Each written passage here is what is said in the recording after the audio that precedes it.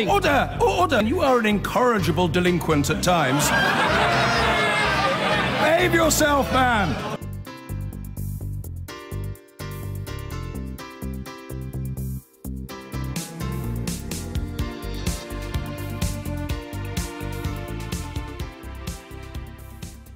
Hatred, extremism and fakery. It poisons debate and tampers with democracy. And it's not where we thought social media would end up when it started a few years ago. And according to the man Google appointed to make the internet a better place, the trolls are winning. Jared Cohen runs Jigsaw, which seeks machine or computer-led solutions to some of the deepest and darkest problems online. A little earlier, I spoke to him from a noisy auditorium at the Web Summit in Lisbon, and I asked him whether it's possible to predict what happens next in the digital world. Where we're at now is we've moved to a moment of technological ubiquity, big data, and even bigger data, which means that all of the challenges of the physical world are now spilling over online. So I think in terms of foreseeing what comes next, we need look no further than what's happening in the physical streets to ascertain what might play out on the internet. And so what does that mean for what the next big threat is? Anybody who's on the internet understands that the most universally appreciated challenge is just the decline of civility in conversation. So what we think of today as cyberbullying and the meanness problem, if you look at the societies that have sectarian, ethnic, and political divisions, that's ultimately going to manifest itself in the form of politically motivated toxicity.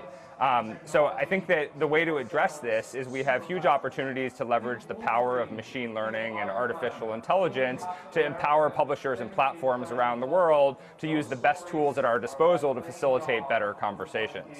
But if you effectively just filter out the nastiness, you're not stopping people from being nasty or having those feelings, are you? You're just stopping yourself from seeing it. Right now, what's happening across the entire internet is the trolls are winning. The loudest, most obnoxious voices are driving all of the people who want to engage in debate and conversation out of the discourse. And what's happening is publishers and platforms are just shutting down comments altogether because of a capacity challenge. So if machine learning can restore the ability for moderators, for instance, to be able to facilitate those conversations, then we might be able to get those people back. Well, what about the big question right now, which is both around fake news and fake views? So fake accounts that swamp social media with opinion, as well as the fake news of just swamping the internet with fake facts, things that aren't true. How much of a technological solution is there to those two things? If you look at, for instance, in the U.S. election context, we know that foreign actors, deploy digital tactics to try to impact the discourse and try to influence the discourse. There's no way of knowing what impact that, in fact, had on the election. And in the absence of knowing the answer to that, we need to be careful about not rounding up and conflating attempt with success. Well, I mean, you used to work for Hillary Clinton, and as you know, she's been on a book tour recently, and she's definitely been talking up the idea that intervention on the internet was a factor in her loss. Do you think she should be careful about drawing that conclusion?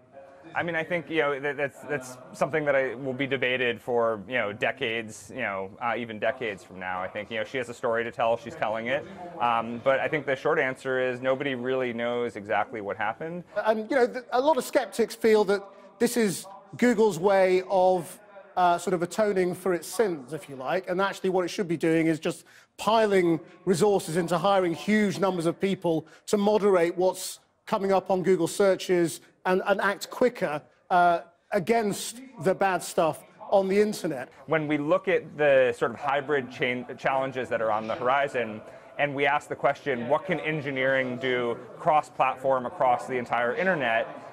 What are some of the most promising ideas? So the products that we build them agnostic about whether they have utility for Google or Facebook or another platform. What we're focused on is building things that make people around the world secure across the entire internet. I mean, you're obviously working for good, as you see it. Are people working, is there a dark version of you somewhere in a cave, trying to take over the world using the internet?